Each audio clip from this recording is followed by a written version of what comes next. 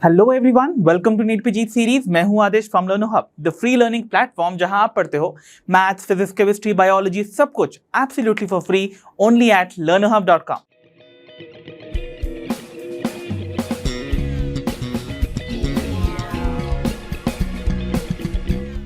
तो बच्चों, आज के सेशन में मैं आपके लिए लेकर आया हूं the must practice question from the chapter locomotion and movement. तो बच्चों, एग्जामिनेशन में इस चैप्टर से किस टाइप के क्वेश्चंस आ सकते हैं, उन सभी टाइप के क्वेश्चन को हम करने वाले हैं प्रैक्टिस इसी सेशन में। So without wasting much of your precious time, let's get started.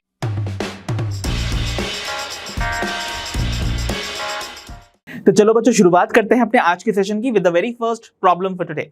देखते हैं पहली प्रॉब्लम हमसे क्या कह रही है। The question says, find out the incorrect statement with respect to the arrangement of the contractile protein actin in a myofilament। तो myofilament में पाया जाने वाला कॉन्ट्रैक्टाइल प्रोटीन जिसका नाम एक्टिन है, उससे रिलेटेड आपको इनकरेक्ट स्टेटमेंट को आइडेंटिफाई करना है इन ऑप्शंस में से। तो चलो एक एक करके सारे ऑप्शंस में दी गई स्टेटमेंट्स को केयरफुली रीड करते हैं और फाइंड आउट करते हैं इनकरेक्ट वाली को। ठीक है, चलो। तो यहां पर सबसे पहले बात करते हैं पहले ऑप्शन की। It says each actin or the thin filament is made up of two F actins helically wound around each other। So आपसे बोला जा रहा है जो each actin filament है या फिर thin filament है, वो दो F actin से मिलकर बना होता है और ये दो F actins आपस में helically wound रहती हैं। So क्या ये स्टेटमेंट करेक्ट है बच्चों? याद करो, हमने मायोफिलामेंट में एक्टिन प्रोटीन के बारे में डिटेल में स्टडी किया था, कॉन्ट्रैक्टाइल प्रोटीन्स नाम का टॉपिक पढ़ा था ना कॉन्सेप्ट एड ऑन वीडियो में, आप सभी को याद भी होगा। तो मैंने आपको बताया था कि ईच एक्टिन फिलामेंट एक नहीं बल्कि दो चेन से मिलकर बना होता है और दोनों जो चेन्स होती हैं वो होती हैं एफ एक्टिन की और वो आपस में हेलिकली वाउंड रहती है कुछ इस तरीके से। तो आपको याद होगा ना, मैंने बताया था इस तरीके से। देखो, अगर ये एक चेन जा रही है, this is the first chain, something like this, और दूसरी चेन जो है वो इसी के अराउंड देखो इस तरीके से हेलिकली ट्विस्टेड फॉर्म में आपको इसके अराउंड जाती हुई नजर आएगी। यू सी, सो आपको क्या दिखाया जा रहा है? ये एक्चुअली एक कंप्लीट थिन फिलामेंट है। What is this? A thin filament. और यहां पर ईच जो रन कर रही है chain, each of these represent what? The F actins.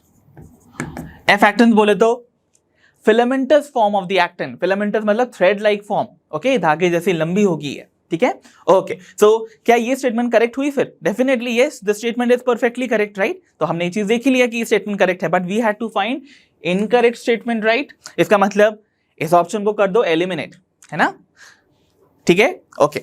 अब बात करते हैं ऑप्शन बी की। ऑप्शन बी में बोला जा रहा है each F actin is a polymer of monomeric G actin. तो भाई ईच जो एफ एक्टिन जा रही है, जो एक चेन जा रही है, वो एक पॉलीमर है और वो बनता है मिलके मोनोमर से, जिन्हें हम बुलाते हैं जी एक्टिन। क्या ये स्टेटमेंट करेक्ट है? बहुत ही इजी क्वेश्चन है बच्चों। तो देखो, आपको पता है एफ एक्टिन भले ही फिलामेंटस है बट वो भी रिपीटेड यूनिट से मिलकर बन रहा है, जिन्हें हम बुलाते हैं जी एक्टिन। बोले तो ग्लोब्यूलर एक्टिन, राइट। तो आप एक चीज नोटिस कर पा रहे होगे कि इस पूरी चेन में आपको मैंने ऐसे कुछ गोल गोल स्ट्रक्चर्स बनाए हैं, राइट। ये जो गोल गोल स्ट्रक्चर्स है ना, यही होते हैं द जी एक्टिन। यही जी एक्टिन है। ये पॉलीमराइज करेंगे and then they will form the filamentous or the F actin. So these G actins will polymerise and form F actin. ये भी ट्रू है। इसका मतलब ये स्टेटमेंट भी करेक्ट है ना। अगर ये स्टेटमेंट करेक्ट है, we will have to eliminate this. तो इसको भी एलिमिनेट कर देते हैं। चलो देन फिर बात करते हैं अपनी थर्ड स्टेटमेंट की, that says two filaments of another protein tropomyosin also runs close to the F actins throughout its length. तो बोला जा रहा है दो फिलामेंट्स एक और प्रोटीन के, एक और प्रोटीन जिसके दो फिलामेंट्स, जिसका नाम क्या है उस प्रोटीन का? ट्रोपोमायोसिन, रन कर रहा है close to the F actins, उनके लेंथ के अलोंग। तो इनके अकॉर्डिंग क्या बोला जा रहा है? देखो, जैसे अगर यहां पर ये आपको एफ एक्टिन्स दिखाई जा रही हैं, तो एफ एक्टिन्स की ही लेंथ के अलोंग अनदर प्रोटीन के फिलामेंट्स रन कर रही हैं। यहां पर दो एफ एक्टिन्स हैं तो उनके अलोंग दो फिलामेंट्स रन करेंगी। सो इस तरीके से कुछ अरेंजमेंट मिलेगा आपको, इस तरीके से। सी, ऐसे एक फिलामेंट और ये दूसरी। So you getting this thing. मतलब बोला क्या जा रहा है सिंपल सी बात में कि दूसरा फिलामेंटस प्रोटीन रन कर रहा है उसकी एफ एक्टिन्स की लेंथ के अलॉन्ग और उस प्रोटीन को बुलाया गया ट्रोपोमायोसिन। क्या ये स्टेटमेंट करेक्ट है? एग्जैक्टली ये भी हमने पढ़ा था कि जो थिन फिलामेंट है वो ना केवल दो एफ एक्टिन से मिलकर बनी है बल्कि अनदर प्रोटीन जिसको हम ट्रोपोमायोसिन बुलाते हैं जिसके अगेन 2 फिलामेंट्स रन करेंगे आपके एफ एक्टिन्स के अलॉन्ग, वो भी कंट्रीब्यूट करते हैं towards formation of the thin filament. And तीसरी चीज क्या है भाई, जो लास्ट हमारा पॉइंट है, ये वाला स्टेटमेंट तो करेक्ट है ना? ये वाला स्टेटमेंट अगर करेक्ट है इसका मतलब इसको भी एलिमिनेट कर देते हैं। चलो बचा क्या है? ऑब्वियसली ऑप्शन डी यही करेक्ट होना है। चलो देख लेते हैं इसके बारे में। It says a complex protein called myosin is distributed at regular intervals on the tropomyosin. तो बोल रहे हैं कि भाई एक कॉम्प्लेक्स प्रोटीन जिसका नाम मायोसिन है वो रेगुलर इंटरवल्स पे डिस्ट्रीब्यूटेड रहता है ऑन द ट्रोपोमायोसिन, यानी कि इस ग्रीन वाली जो फिलामेंट जा रही है इनके कुछ रेगुलर इंटरवल्स पे आपको एक कॉम्प्लेक्स प्रोटीन जिसका नाम मायोसिन है वो डिस्ट्रीब्यूटेड नजर आएगा। क्या ये स्टेटमेंट करेक्ट है? No, this is the wrong one. The reason being जिस प्रोटीन की यहां बात हो रही है जो कि ट्रोपोमायोसिन के ऊपर रेगुलर इंटरवल्स पे डिस्ट्रीब्यूटेड रहता है that is not myosin. Myosin तो फॉर्म करता है दी थिक फिलामेंट, याद है? ओके मतलब अब यहां पर कौन सा प्रोटीन आना चाहिए था? Exactly it should have been troponin. तो इसका मतलब क्या हुआ? यही वो रॉन्ग स्टेटमेंट थी जिसको हमें आइडेंटिफाई करना था। That means our option D is going to be the right answer. But यहां याद रखो ये जो ट्रोपोनिन है जैसा कि मैंने बताया भी है ये कहां प्रेजेंट होगा? On the tropomyosin. तो ट्रोपोमायोसिन पे देखो इस तरीके से इस कॉम्प्लेक्स प्रोटीन की मैंने 3 सब यूनिट्स बनाई है। इसको कॉम्प्लेक्स प्रोटीन क्यों बुलाते हैं? बिकॉज इसके एक से ज्यादा सब यूनिट्स है। मैंने बताया भी है कॉन्सेप्ट एडवांस में इसकी 3 सब यूनिट्स मिलेंगे आपको इस तरीके से, राइट? एक होगा ट्रोपोनिन जो कि इनहिबिटरी इफेक्ट डालेगा, मतलब वो मास्क करके रखेगा एक्टिन की मायोसिन से बाइंड करने वाली साइट्स को, राइट?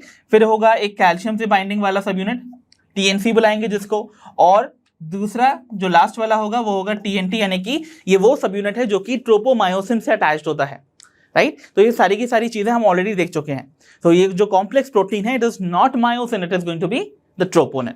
हेंस आवर राइट जो ऑप्शन होगा इन दिस केस जो कि एक इनकरेक्ट स्टेटमेंट बता रहा है about the actin filament would be our option D. I hope ये क्वेश्चन आपको क्लियरली समझ आ चुका होगा। तो बच्चों अब हमारे सामने आ चुकी है another problem for today which is problem 2, और ये एक बहुत इजी क्वेश्चन है। Match the following type question है। आप लोग मेरे साथ साथ करो, बल्कि मेरे से पहले करके दिखाओ इसका आंसर।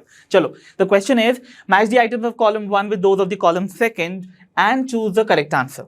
तो कॉलम 1 में आपको यहाँ पर कुछ आइटम्स दे रखे हैं जिनके आइटम्स को मैच करना है आपको कॉलम 2 के आइटम से। चलो तो देखो यहाँ पर we have the very first item in column 1 that is myoglobin.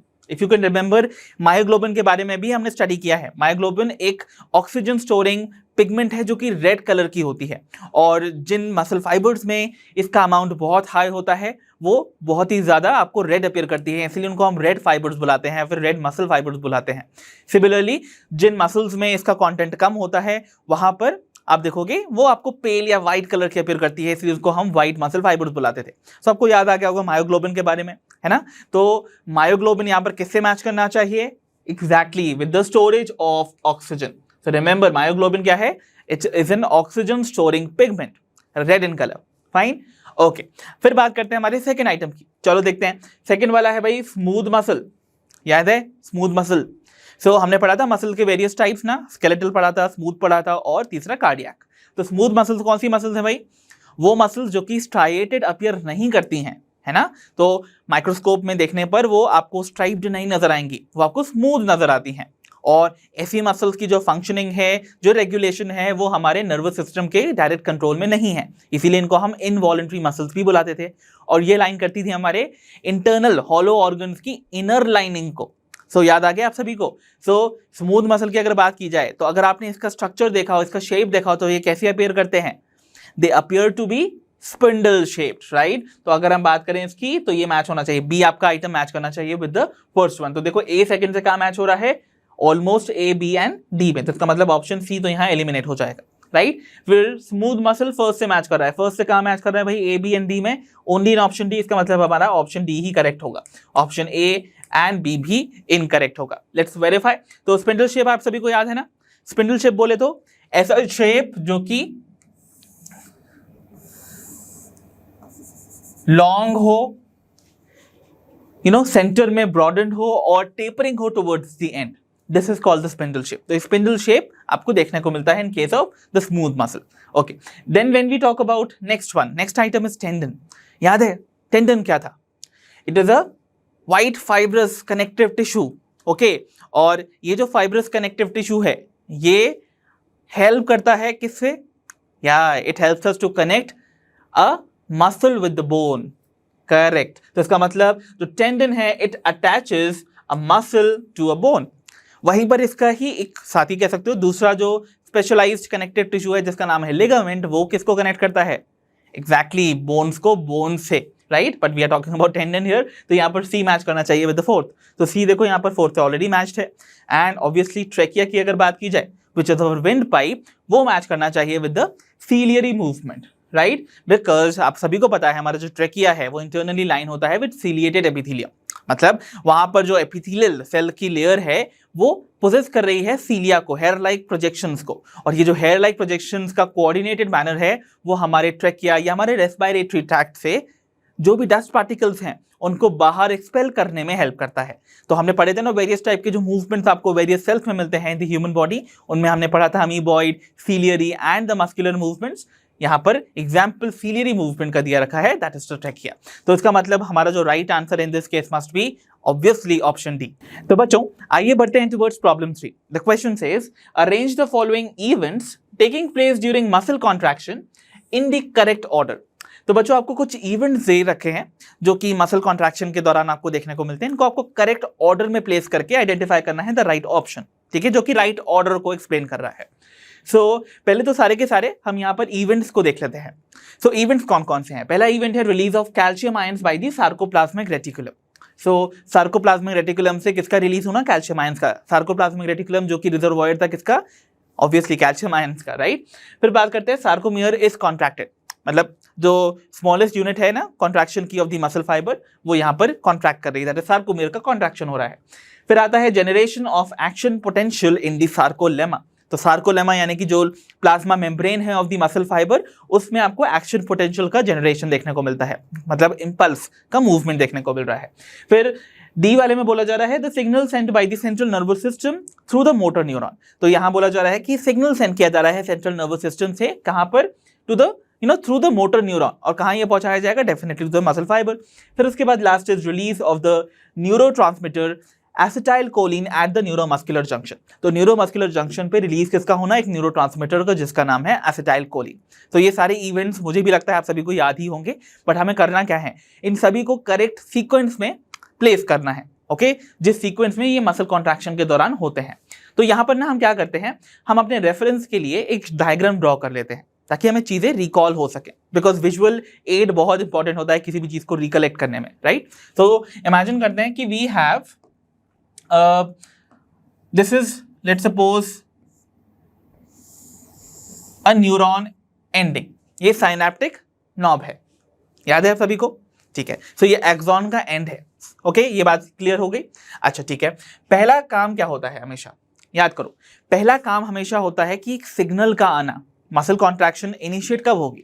जब आपके सेंट्रल नर्वस सिस्टम से, आपके ब्रेन स्पाइनल कॉर्ड से एक मैसेज जाता है मोटर न्यूरॉन के through to the effector muscle, जो कि नॉर्मली या तो कोई ग्लैंड होता है या फिर एक मसल होती है। तो मसल कॉन्ट्रैक्शन होना है डेफिनेटली, राइट? तो मसल कॉन्ट्रैक्शन कराने के लिए डेफिनेटली एक सिग्नल आना चाहिए सेंट्रल नर्वस सिस्टम से मोटर न्यूरॉन के थ्रू। तो this is the axon end bulb of a motor neuron. तो ये मोटर न्यूरॉन का एक्सॉन एंड बल्ब है जिसके थ्रू एक सिग्नल आया है, ठीक है? ये बात समझ में आ गई? याद रखो, this is a motor neuron. और ये सिग्नल कहां से ला रहा है? सेंट्रल नर्वस सिस्टम से। अब जैसे ही ये मैसेज लेकर आएगा, पहला स्टेप हो गया। तो पहला स्टेप क्या होना चाहिए? पहला स्टेप होना चाहिए मैसेज का आना सेंट्रल नर्वस सिस्टम से to the motor, through the motor neuron. तो पहला यहां पर हम क्या करेंगे? देखो डी वाला आइटम जो है, जो डी वाला इवेंट है वो सबसे पहला इवेंट ही होता है मसल कॉन्ट्रैक्शन के लिए। तो किस ऑप्शन में डी पहले लिखा हुआ है? देखो, ऑप्शन ए एंड सी में, while option B and D में डी से बिगनिंग नहीं हो रही है, इसका मतलब ये दोनों ऑप्शन इनकरेक्ट हैं, इनको हम यहीं पर कट कर देंगे। ठीक है, चलो तो हमने इस इवेंट को तो रिमूव कर दिया, ये पहला इवेंट ही हो गया हमारा। बात करते हैं सेकंड इवेंट क्या होना चाहिए था। अब सेकंड इवेंट में क्या होगा, ये सिग्नल जब आता है तो ये फाइनली क्या करने वाला है, ये मसल, देखो एक न्यूरोमस्कुलर जंक्शन बना लेते हैं, तो ये न्यूरॉन है और हमारे स्केलेटल मसल का भी हम एक पोर्शन सार्कोलेमा बना लेते हैं। So let's make the sarcolemma, मैं एक ब्लैक कलर से बनाता हूँ रादर। सो इमेजिन ये सार्कोलेमा जा रही है और यहाँ पर मैंने कुछ स्पेस बना दी है, और आपको पता है जो सार्कोलेमा है, जो मसल फाइबर, मसल सेल है, स्केलेटल मसल सेल, उसके अंदर आपको सार्कोलेमा की कुछ इनवैजिनेशन देखने को मिलती है जो कि लेटर टी की तरह नजर आती है, जिनको हम टी ट्यूब्यूल्स बुलाते हैं। यू सी, तो ये जो हमारी प्लाज्मा मेम्ब्रेन है मसल फाइबर की, वो इनवैजिनेट कर गई है forming a T shaped structure, T tubules, right. Okay, अब ये जो टी ट्यूब्यूल्स है ये बहुत क्लोज लाई करते हैं to the cisternae of the sarcoplasmic reticulum. So this is what the sarcoplasmic reticulum. ठीक है, तो ये सार्कोप्लाज्मिक रेटिकुलम है, फाइन। अब देखो क्या होगा, न्यूरोट्रांसमीटर रिलीज होना चाहिए, राइट। ये जो जंक्शन बन रहा है ना, जहां पर न्यूरॉन और मसल फाइबर के बीच में स्पेस है, this is only called the neuromuscular junction या फिर मोटर एंड प्लेट जिसे हम कहते हैं। तो देखो यहाँ पर क्या होगा, जैसे ही सिग्नल आएगा, सिग्नल यहाँ पर एक्सॉन एंड बल्ब पे प्रेजेंट जो वेसिकल्स हैं, जिनके अंदर क्या प्रेजेंट है, न्यूरोट्रांसमीटर्स प्रेजेंट हैं, उनको ये पुश करेगा towards the axon end bulb, और एक्सॉन एंड बल्ब की ये मेम्ब्रेन पे जाके इनकी मेम्ब्रेन फ्यूज करेगी। इनके अंदर क्या फील्ड था, न्यूरोट्रांसमीटर।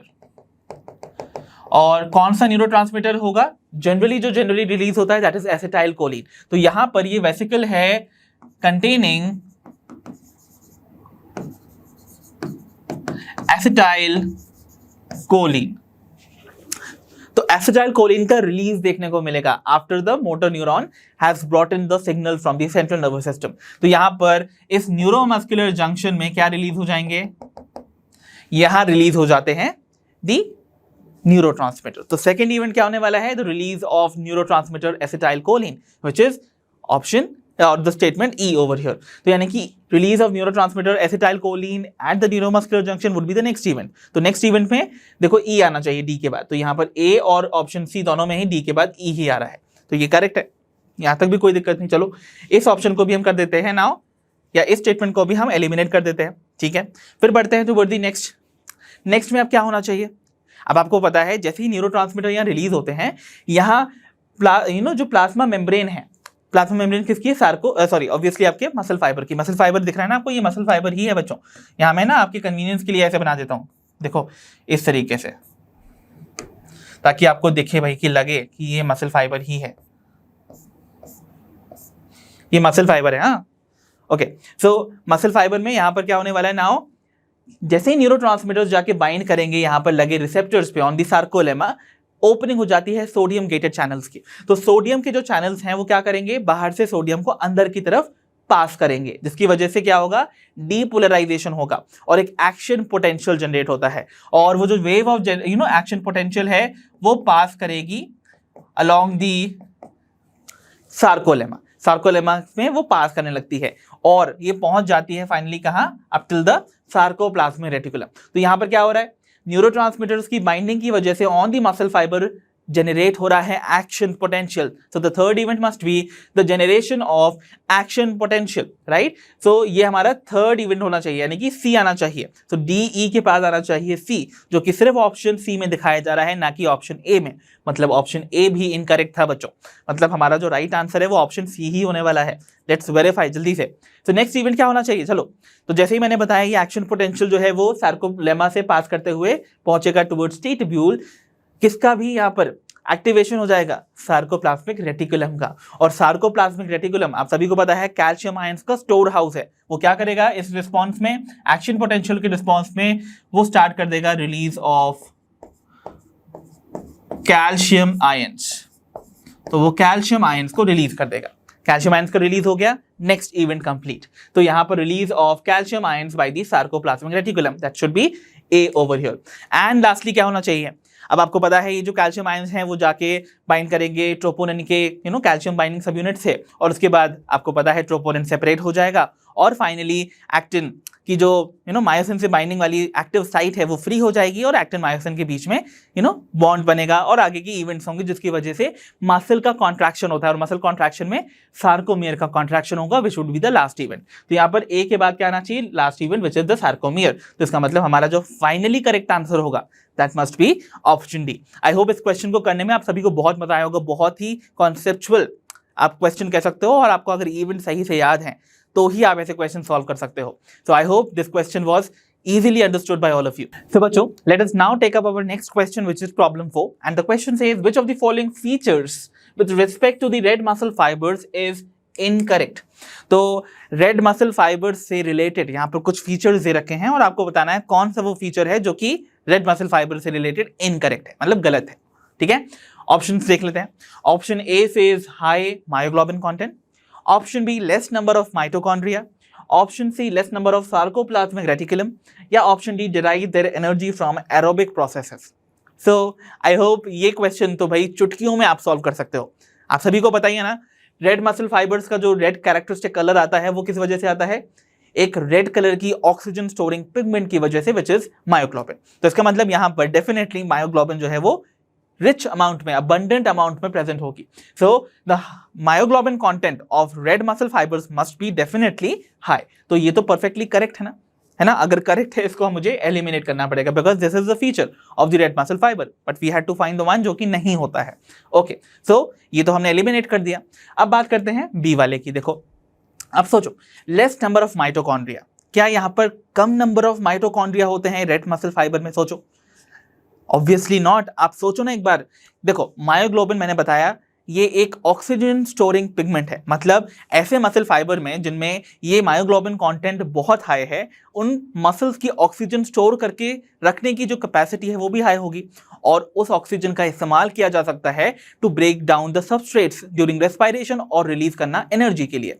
तो सोचो ना एक बारी, वो जो रिलीज होता है यानी कि जो एनर्जी का प्रोडक्शन होता है, एटीपी का प्रोडक्शन होता है एरोबिकली, वो कहाँ होता है? डेफिनेटली माइटोकॉन्ड्रिया में। तो ऐसे मसल फाइबर जिनमें मायोग्लोबिन कंटेंट हाई है, ऑक्सीजन अमाउंट जो स्टोर होगी वो भी हाई होगी और उसको यूटिलाइज करने किसके लिए, to release energy in the form of ATP, आपको डेफिनेटली रिक्वायर्ड होते हैं माइटोकॉन्ड्रिया जो कि है the site for aerobic respiration. वहीं पर तो क्या होती है, वहीं पर क्रेब्स साइकिल अगर करती है। तो उसका मतलब क्या हुआ, the number of mitochondria and the rest जो रेड मसल फाइबर्स हैं they must be definitely high, और इसीलिए क्या होना चाहिए, ये फीचर इनकरेक्ट होना चाहिए with respect to the red muscle fibre. They have high number of mitochondria. तो यही वो ऑप्शन है जो कि इनकरेक्ट फीचर को इंडिकेट कर रहा है when it comes to the red muscle fibre. ठीक है, चलो बाकी के ऑप्शन देख लेते हैं। Then we have the less number of sarcoplasmic reticulum, definitely true. Sarcoplasmic reticulum का जो कंटेंट है रेड मसल फाइबर्स में कम होता है व्हाइल व्हाइट मसल फाइबर्स में ज्यादा होता है। तो ये भी सही फीचर था, इसलिए एलिमिनेट करना पड़ता।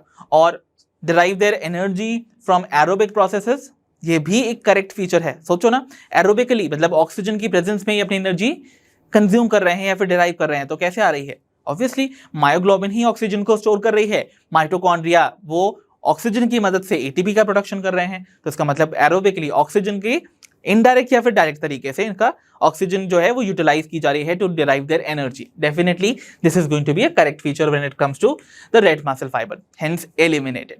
सो finally the right answer in this case must be definitely option B. तो बच्चों अब हमारे सामने है problem number 5। Let us see इस क्वेश्चन में क्या बोला जा रहा है। The question says which of the following components of a muscle fibre is a store house of calcium ions. भाई कौन सा वो कंपोनेंट है एक मसल फाइबर का जो कि कैल्शियम आयन का स्टोर हाउस माना जाता है? ये तो सबसे इजी क्वेश्चन है, हलवा क्वेश्चन, राइट? आप सभी को इसका आंसर बहुत अच्छे से पता है। तो जल्दी से बता दो मुझे राइट आंसर क्या है। Option A sarcosomes, option B sarcolemma, option C sarcoplasmic reticulum, या option D the sarcoplasm. Very well done. I know सभी को पता है the right answer in this case should be option C sarcoplasmic reticulum. आपको पता है ना, sarcoplasmic reticulum ही किसका नाम है?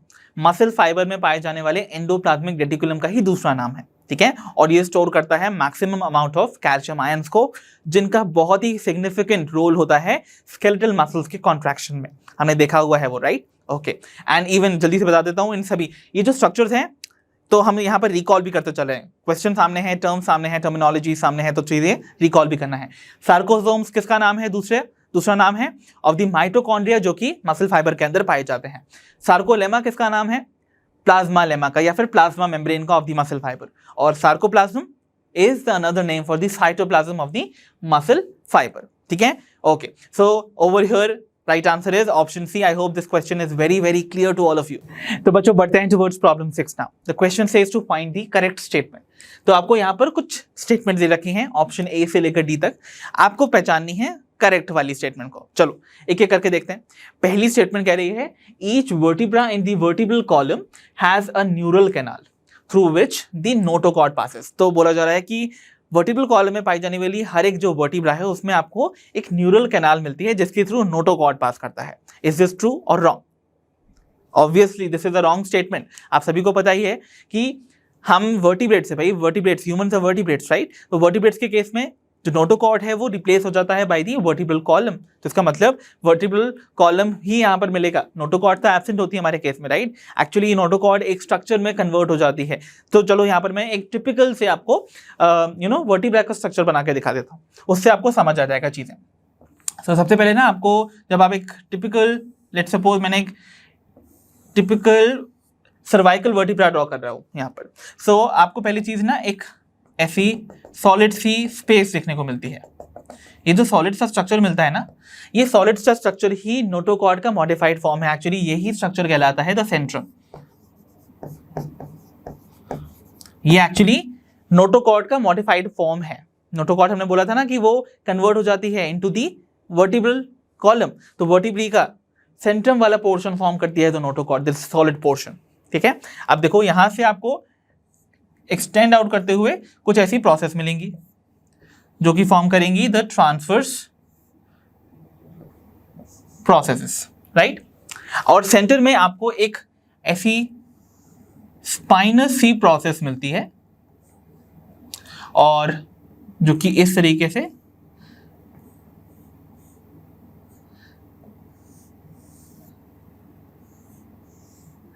फॉर्म करेगी द स्ट्रक्चर। और यहां इस मेन बॉडी में आपको इस तरीके से बड़ी सी कैनाल देखने को मिलती है।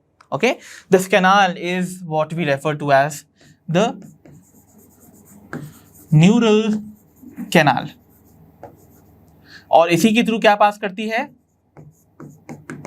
The spinal cord passes through it. ठीक है, यहीं पर से। ये बात समझ आ रही है कि नहीं? ओके, सो इस तरीके से आपको एक टिपिकल वर्टिब्रा का स्ट्रक्चर मिल जाएगा। Got it? सो याद रखो, आपको हर एक वर्टिब्रा में ये टिपिकली सेंटर में प्रेजेंट एक हॉलो स्पेस मिलती है जिसे हम न्यूरल कैनाल बुलाते हैं, बट इसके थ्रू नोटोकॉर्ड नहीं स्पाइनल कॉर्ड पास करेगा। तो this is the wrong statement, right? तो इसको हमें एलिमिनेट करना पड़ेगा because we had to find the correct statement. चलो बढ़ते हैं सेकेंड वाली स्टेटमेंट की ओर। That says the first and the second vertebra of the vertebral column is called axis and atlas respectively. So vertebral column की पहली दो vertebrae को हम बुलाते हैं axis and atlas respectively. Is this true or wrong? This is also a wrong statement बच्चों, because first वाली vertebra को हम बुलाते हैं atlas और second को बुलाते हैं axis। तो यहाँ जो order है ना, this is wrong। इसकी वजह से this option would be eliminated because this statement is going to give you a wrong statement। ठीक है, मतलब ये wrong idea दे रही है आपको। चलो next we have is the third one। देखते हैं इसमें क्या बोला जा रहा है। The number of thoracic vertebrae are 7 in almost all the vertebrates including humans। तो बोला जा रहा है जो number of thoracic vertebrae हैं in all the vertebrates वो 7 ही हैं, including humans में भी आपको 7 ही मिलेंगी। Is this true or false one? Definitely the false।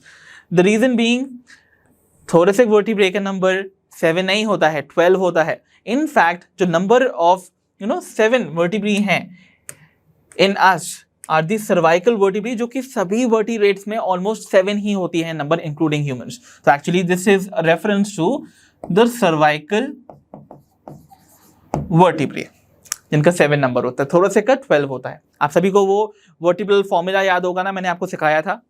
Remember that. तो ये भी रॉन्ग हो गई। अब इवेंचुअली बचा ही क्या, द लास्ट स्टेटमेंट, यही करेक्ट होने वाली है। चलो इसमें देखते हैं क्या बोला जा रहा है।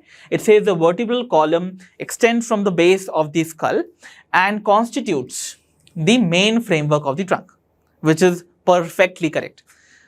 वर्टिब्रल कॉलम एक्सटेंड कहां से कर रहा है, हमारे स्कल के पीछे से, राइट। So it is extending from the skull, और ये हमारी बॉडी का या फिर हमारे जो मेजर ट्रंक है ना, उस ट्रंक का ये मेजर फ्रेमवर्क फॉर्म कर रहा है, and this is the right statement. So the right answer in this case must be definitely option D. तो बच्चों चलो बढ़ते हैं प्रॉब्लम 7 पर। अब इस क्वेश्चन के अकॉर्डिंग बोला जा रहा है the central part of the thick filament not overlapped by the thin filament is called. आपको बताना है भाई, थिक फिलामेंट का वो हिस्सा जो कि थिन फिलामेंट से ओवरलैप्ड नहीं रहता है, उसे हम क्या बुलाते हैं। ऑप्शन देखें, option A I band, option B A band, option C H zone, option D the G line. तो देखो आप सभी को इसके लिए क्या याद होना चाहिए, the structure of a myofibril और द मायोफिलामेंट, याद है। और इसको हमने देखा था कि रेस्टिंग स्टेज में जब एक मसल कॉन्ट्रैक्ट नहीं करती है तो एक्टिन फिलामेंट यानी कि थिन फिलामेंट का कुछ पोर्शन मायोसिन यानी कि थिक फिलामेंट के ऊपर ओवरलैप्ड रहता है। नहीं याद आ रहा हो तो रिकॉल करते हैं। चलो यहां पर ड्रॉ कर लेते हैं दी वी लाइन फर्स्टली। तो यहां पर ऐसे हमने वी लाइन ड्रॉ कर ली है। So these are our 2 V lines, zigzag pattern में है इसलिए द वी लाइन। नाउ यहां पर अब हम ड्रॉ करने वाले हैं आवर थिन फिलामेंट्स, जो कि क्या फॉर्म करती हैं, द आई बैंड, राइट। तो they form the I band. अच्छा, अब ये जो, अब मेरा थोड़ा ऊपर नीचे हो सकता है डायग्राम में, बट आप अटेंशन बस ऐसे पे करना कि they are like parallel to each other, right. Okay, now इनके बीच में एक्चुअली क्या लाया करते हैं, आप सभी को याद होना चाहिए, इन सभी के बीच में लाया करते हैं द थिक फिलामेंट्स। तो थिक फिलामेंट्स आपको यहां मिलेंगे ऐसे, इस तरीके से, दैट इज मायोसिन का फिलामेंट, याद है। तो मायोसिन के फिलामेंट यहां पर प्रेजेंट है बीचों बीच इन थिन फिलामेंट्स के। आप एक चीज नोटिस कर रहे हो, अच्छा जहां पर भी आपको याद होगा पूरे पोर्शन में जहां पर मायोसिन प्रेजेंट होता है, थिक फिलामेंट प्रेजेंट होता है, वो एंटायर जोन कहलाता है ए बैंड, चाहे ओवरलैपिंग हो रही हो चाहे नहीं हो रही हो। और जितना भी अनओवरलैप्ड पोर्शन है थिन फिलामेंट का, थिन फिलामेंट बोले तो ये रेड वाली, इनका जो पोर्शन अनओवरलैप्ड रहता है दैट इज आई बैंड और दी आइसोट्रोपिक बैंड। ए बैंड बोले तो एन आइसोट्रोपिक बैंड। अब देखो रेस्टिंग स्टेज में, अब देख लो इस थिक फिलामेंट का कुछ पोर्शन देखो थिन फिलामेंट से ओवरलैप्ड है, ये पोर्शन, ओके, बट कुछ ऐसा सेंट्रल पोर्शन है जो कि ओवरलैपिंग शो नहीं कर रहा है। मैं इसको हाईलाइट कर देता हूं for our for your convenience. तो इसको मैं यहां पर क्या कर रहा हूं, I am going to highlight this portion, you see this portion जहां पर there is no overlapping.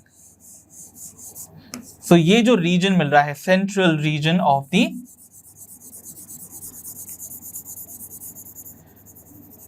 Thick filament without overlapping, इसको हम क्या बुलाते थे बच्चों, we used to call it, it is called the H zone, ठीक है। सो एच जोन बोले तो द हेंसन जोन, याद है। सो ये है द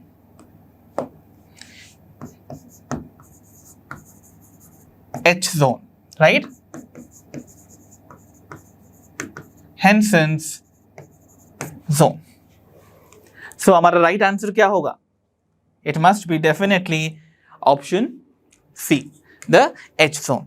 आई होप आपको इस क्वेश्चन और जो इससे रिलेटेड कॉन्सेप्ट्स हैं वो क्लियरली याद आ गए होंगे। सो हमारा जो राइट आंसर होगा that is going to be option C, H zone. तो बच्चों अब हमारे सामने है problem number 8। The question says read the statements given below. तो बच्चों आपको पहले तो यहाँ पर कुछ स्टेटमेंट्स दे रखे हैं, स्टेटमेंट फर्स्ट एंड सेकंड, दोनों स्टेटमेंट्स को रीड करते हैं, समझते हैं और उसके बाद बताना है कौन सी स्टेटमेंट करेक्ट है कौन सी इनकरेक्ट है। चलो देखते हैं। स्टेटमेंट 1 की बात करो। It says calcium ion plays an important role in the contraction of muscles. तो कैल्शियम आयन अपना इंपॉर्टेंट रोल प्ले करते हैं मसल कॉन्ट्रैक्शन में, ठीक है, करेक्ट है ये स्टेटमेंट की, वो इसमें कोई प्रॉब्लम तो नहीं है, कैल्शियम आयन का इंपॉर्टेंट रोल है भाई, है ना। अब स्टेटमेंट सेकंड क्या कह रही है, it says calcium ion binds to the subunit of troponin on actin filament and removes the masking of the active site for myosin.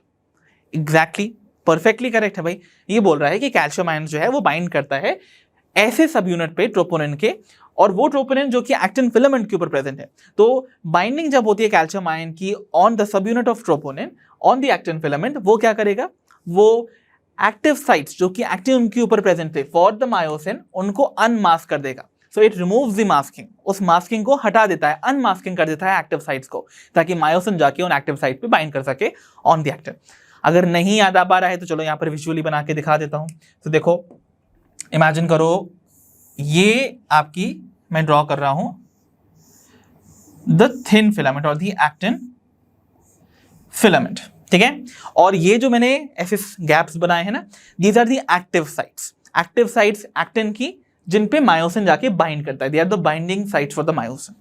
Normally हमने देखा था ये जो थिन फिलामेंट है, थिन फिलामेंट दो एफ एक्टिन से मिलकर बना होता है, साथ ही साथ दो फिलामेंट आपको ट्रोपोमायोसिन नाम के एक प्रोटीन की मिलती है जो कि फिलामेंटस है अगेन। तो वो क्या करता है, देखो वो कुछ इस तरीके से रन करता है इस थिन फिलामेंट के अलोंग, कि यहां पर ये tropomyosin along the length run करेगा पहली चीज इस थिन फिलामेंट के, साथ ही साथ यहां इस ट्रोपोमायोसिन पे ना आपको कुछ कॉम्प्लेक्स प्रोटीन, ट्रोपोनिन नाम के प्रोटीन इस तरीके से बाउंड नजर आएंगे, छोटे छोटे at regular distance.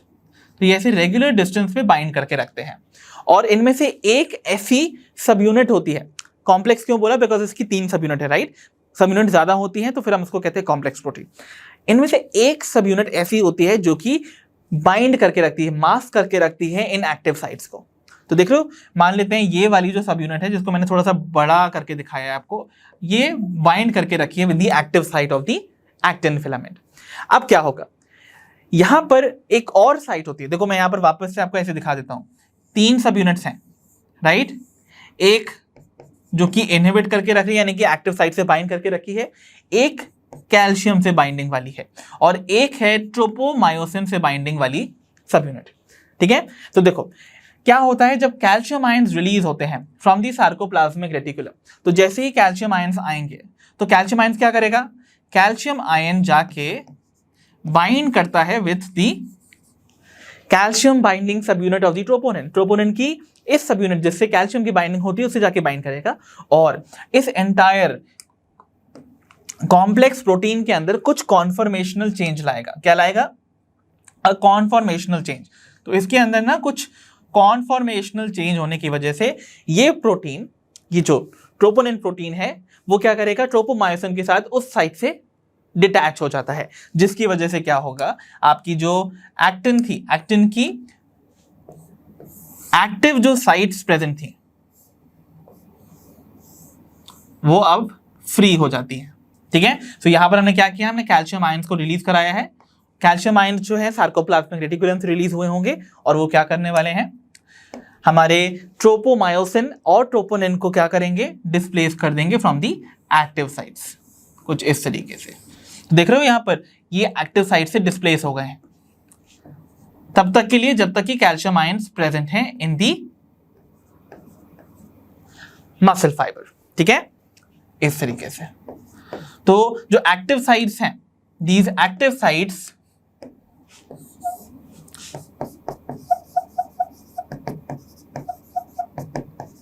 Become free, ठीक है।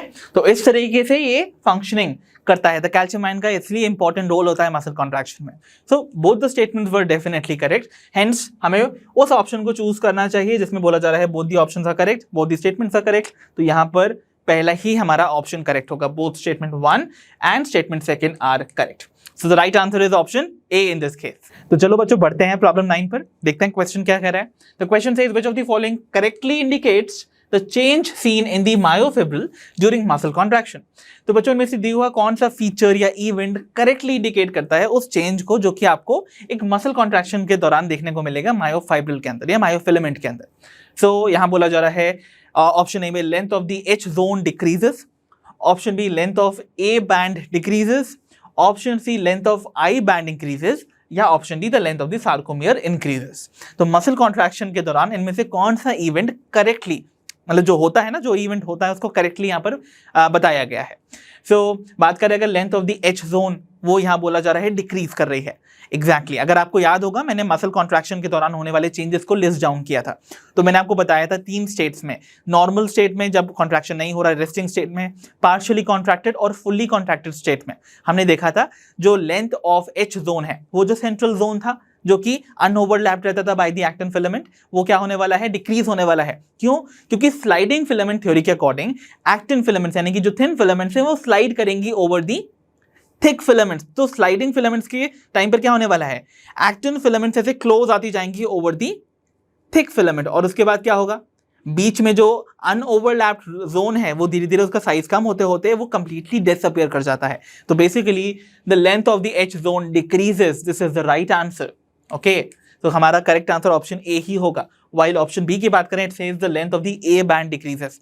ए बैंड एनाइसोट्रॉपिक बैंड है, मतलब वो पूरा हिस्सा जहां पर मायोसिन प्रेजेंट है, चाहे ओवरलैप्ड रीजन में हो चाहे अनओवरलैप्ड रीजन में हो, कहलाएगा वो ए बैंड ही। तो ए बैंड की लेंथ स्टार्टिंग से लेकर एंड तक कभी भी चेंज नहीं होती है मसल कॉन्ट्रैक्शन के दौरान। So remember the length of the A band remains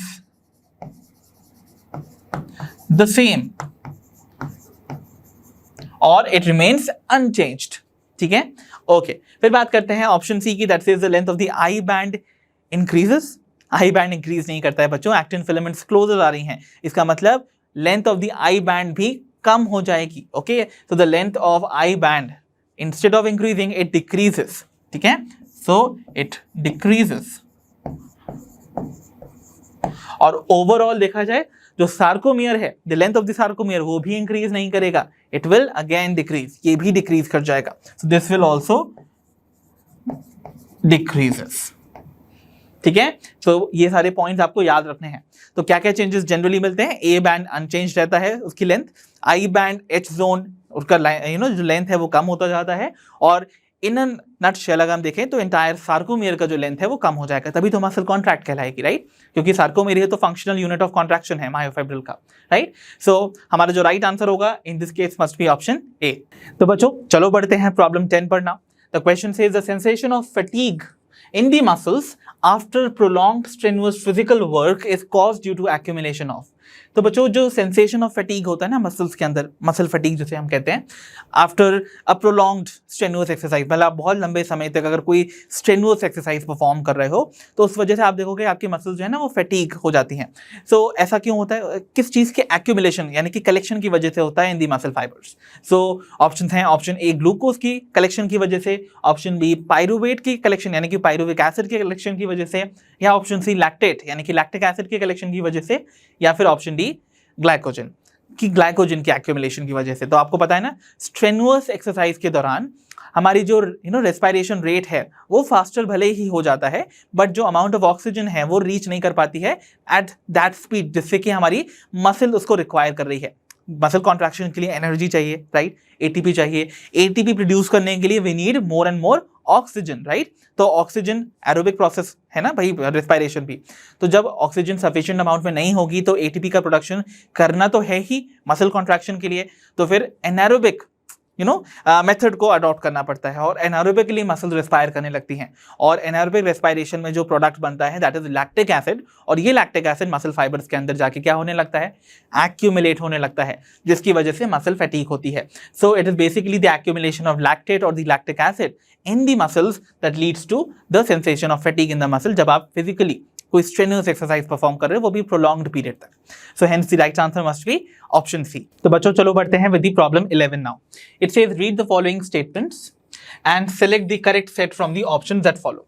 तो स्टेटमेंट्स को रीड करो और जो करेक्ट सेट ऑफ स्टेटमेंट्स हैं उनको आइडेंटिफाई करो from the options which are given below. ठीक है, पहली स्टेटमेंट देखते हैं। It says each rib is a flat bone connected dorsally to the lumbar vertebrae, which is an incorrect statement. आप सभी को पता है ना, हमारी जो रिब्स हैं वो भले ही फ्लैट बोन्स हैं, डॉर्सल यानी कि बैक साइड पे हमारे थोरैसिक वर्टिब्री से कनेक्टेड है, ना कि लंबर से। ओके, सो रिमेंबर यहां पर आना चाहिए था थोरैसिक वर्टिब्रे, है ना? आपको पता है रिब्स जो है हमारे रिब केज का हिस्सा है जिसमें सिर्फ और सिर्फ थोरैसिक वर्टिब्री ही कंसीडर की जाती हैं। ओके, तो 12 आपके पास अगर थोरैसिक वर्टिब्री हैं तो 12 पेयर्स ऑफ रिब्स जो हैं वो उससे कनेक्टेड होंगे। ठीक है, okay. Next we have is the second statement that says the first 7 pairs of ribs are vertebrosternal while the last 2 pairs are vertebral. बस जो पहली 7 पेयर्स ऑफ रिब्स हैं बच्चों, वो पीछे वर्टिब्रल कॉलम से कनेक्टेड होती हैं, याद है, और आगे स्टर्नम से। ऐसी रिब्स को हम ट्रू रिब्स बुलाते थे, और सिंस इनकी 2 पॉइंट्स ऑफ अटैचमेंट है, पीछे वर्टिब्रल कॉलम और आगे स्टर्नम, इसलिए इनको हम वर्टिब्रोस्टर्नल बुलाते थे, है ना। तो ये तो करेक्ट है, ठीक है भाई। और जो लास्ट 2 पेयर्स ऑफ रिब्स हैं, which is the 11th and the 12th pair, उनको हम वर्टिब्रल बुलाते हैं। मतलब क्यों वर्टिब्रल बुलाएंगे?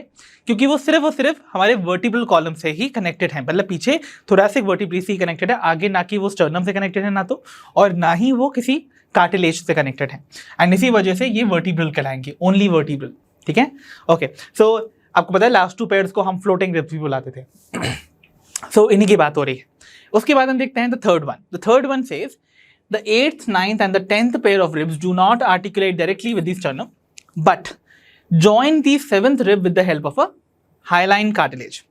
तो बच्चों जो 8th, 9th और 10th पेयर ऑफ रिब्स हैं, वो डायरेक्टली तो स्टर्नम से कनेक्टेड नहीं होती हैं, बट 7th वाली जो रिब है उसके साथ वो हाईलाइन कार्टिलेज की मदद से जुड़ जाती है, and that makes it the false rib. याद है आप सभी को ना? तो इसका मतलब ये वाली जो स्टेटमेंट है 8th, 9th एंड 10th यानी कि फॉल्स रिब से related, they are perfectly correct. और ऐसी जो 8th, 9th एंड 10th वाली आपकी रिब्स हैं, वो पीछे तो वर्टिब्रल कॉलम से कनेक्टेड है, आगे कार्टिलेज से, इसीलिए याद करो इनको हम क्या बुलाते थे? We used to call them वर्टिब्रोकॉन्ड्रल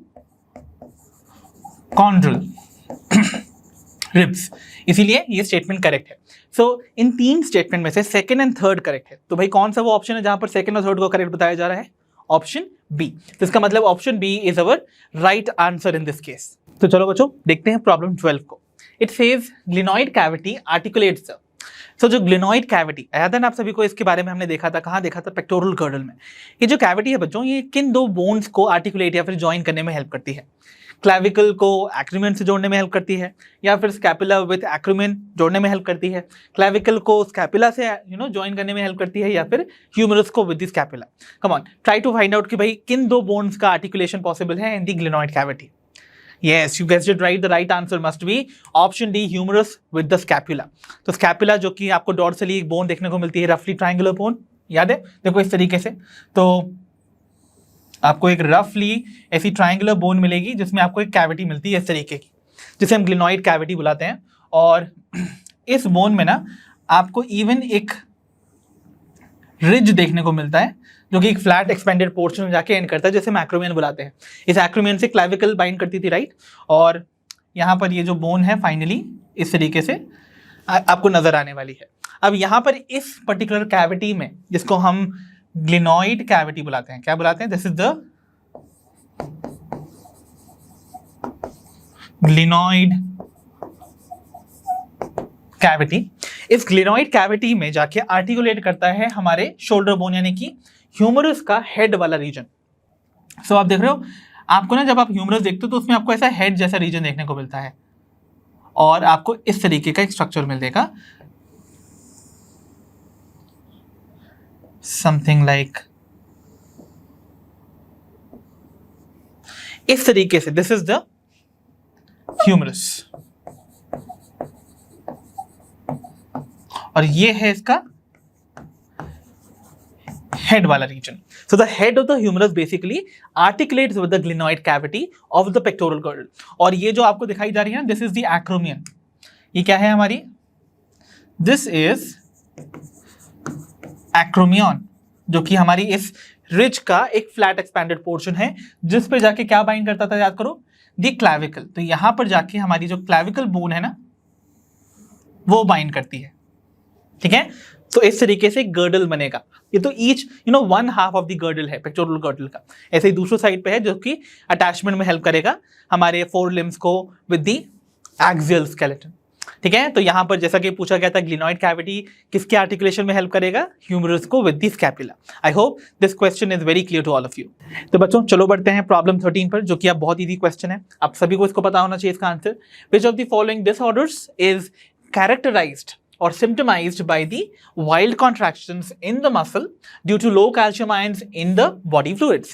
तो जब body fluids के अंदर कैल्शियम आयंस की कमी होती है, फिर उनका लेवल लो होता है, तो वाइल्ड कॉन्ट्रैक्शंस देखने को मिलते हैं। आखिरकार कौन सा वो मस्कुलर या फिर स्केलेटल डिसऑर्डर है जिसमें ऐसी कंडीशन अराइज करती है? ऑप्शन हैं, option A gout, option B tetany, option C muscular dystrophy या option D myasthenia gravis. So बच्चों, what do you think is the right answer? Exactly, the right answer in this case must be option B, tetani. So tetani में याद है ना, आपको rapid spasm देखने को मिलते थे, वाइल्ड कॉन्ट्रैक्शन देखने को मिलती थी इन दी मसल्स। क्यों?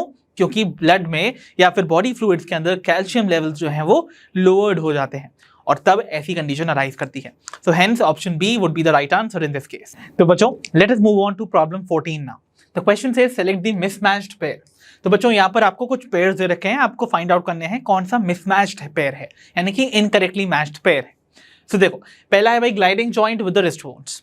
सो जो ग्लाइडिंग जॉइंट्स होती हैं वो आपको रिस्ट बोन्स यानी कि कार्पल्स में देखने को मिलती थी, इसके बारे में ऑलरेडी देख चुके थे ना। सो इसको हमें करना पड़ेगा एलिमिनेट, बिकॉज ये करेक्ट पेयर है ना। आपको रिस्ट बोन्स के बीच में ग्लाइडिंग जॉइंट्स मिलती हैं, जिनकी वजह से जो बोन्स होती हैं रिस्ट की वो ग्लाइड कर सकती हैं, स्लाइड कर सकती हैं ओवर वन अनदर। देन उसके बाद आती है बॉल एंड सॉकेट जॉइंट्स। तो बॉल एंड सॉकेट जॉइंट में आपको पता होगा एक बोन का बॉल लाइक हेड होता है और दूसरे बोन की अंदर एक कैविटी होती है, जिसके अंदर क्या होता है वो बॉल लाइक स्ट्रक्चर फिट हो जाता है और कुछ रेंज ऑफ मूवमेंट शो करता है। और ऐसा आपको देखने को मिलता है between humerus and the pectoral girdle, तो कि इसका करेक्ट एग्जाम्पल हो गया। इसका मतलब सिंस ये भी करेक्टली मैच्ड पेयर है, we have to eliminate. Then आता है सैडल जॉइंट, और इसको बताया गया है between the atlas and the axis, जो कि रॉन्ग है बच्चों। सो याद है, अगर ये रॉन्गली मैच्ड पेयर है, इसका मतलब यही वो मिसमैच्ड पेयर है which we had to find, इसीलिए यही हमारा करेक्ट आंसर होगा। तो देखो, याद है आप सभी को, पहली चीज तो मैंने बताया था एटलस और एक्सिस के बीच में, एटलस और एक्सिस फर्स्ट और सेकंड वर्टिब्रा है ना, सर्वाइकल वर्टिब्रे। सो इन दोनों के बीच में जो जॉइंट बनता है that is the pivot joint.